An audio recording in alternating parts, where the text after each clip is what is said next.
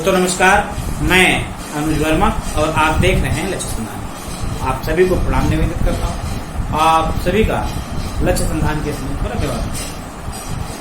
साथ ही आज मैं आप सभी के मध्य राष्ट्र निर्माता सरदार पटेल जी के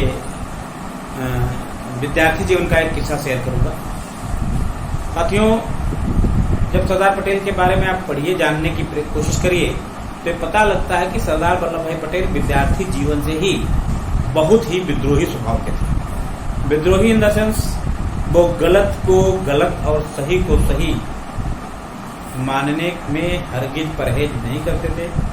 गलत का हर स्तर तक विरोध और सही का हर स्तर तक साथ, फिर परिस्थिति कैसी भी बने वो देने में संकोच नहीं करते थे। और ये आगे चल करके उनके जो राजनीतिक जीवन में ये इनका जो सद्गुण था, उसने इसी सद्गुण ने सरदार वल्लभ भाई पटेल को इतना विराट कद प्रदान किया, जिसका बीजांकुरण उनके विद्यार्थी जीवन में ही उनके स्वभाव में हो गया था।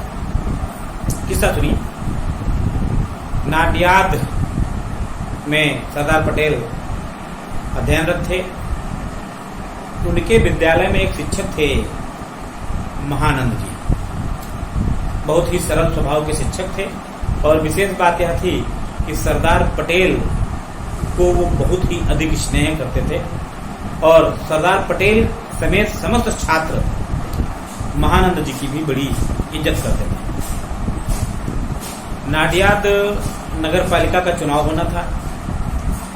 उस नगर पालिका के चुनाव में वहां के उस पद के लिए, अध्यक्ष पद के लिए एक सज्जन थे, श्री भाऊराव देसाई जी। मिस्टर भाऊराव देसाई जी बहुत लंबे समय से उस पद के लिए और निर्वाचित होते चले आ रहे थे। उनको एक अभिमान सा हो गया था कि हमारे अलावा इस पद पर किसी का निर्वाचन नहीं हो सकता।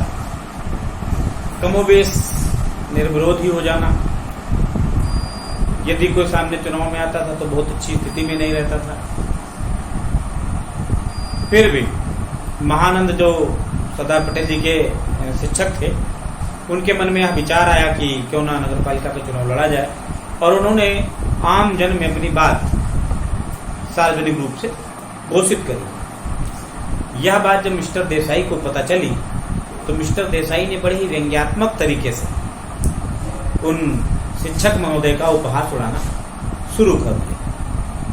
गांव, गली, नुक्कड़, चौराहा, हर मतदाता, सभी जगह बड़े बोलेपन में शिक्षक महोदय का तिरस्कार करना, अपमान करना, उनके ऊपर व्यंग्य करना और अपनी सेखी बघारना।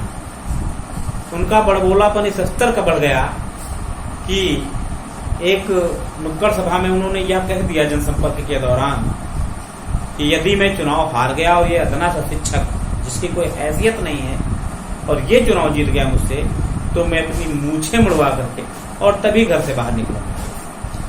यह बात सरदार पटेल को पता चली। सरदार पटेल ने इस व्यंग्य को बहुत ही बड़ी चुनौती के रूप में स्वीकार किया।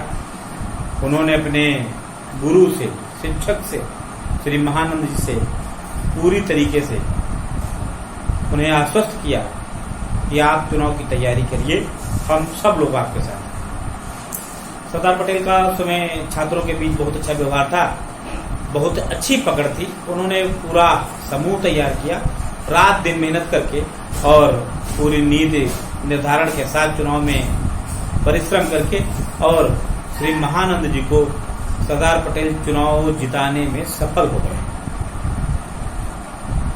जब चुनाव के परिणाम पता चले, महानंद जी विजयी घोषित हुए और मिस्टर देसाई को पराजित घोषित किया गया। मिस्टर देसाई बड़े ही शर्म से चुपचाप अपने घर में घुस गए जाकर के और अंदर से दरवाजा बंद कर दिया। सरदार पटेल चूकने वाले कहाँ थे?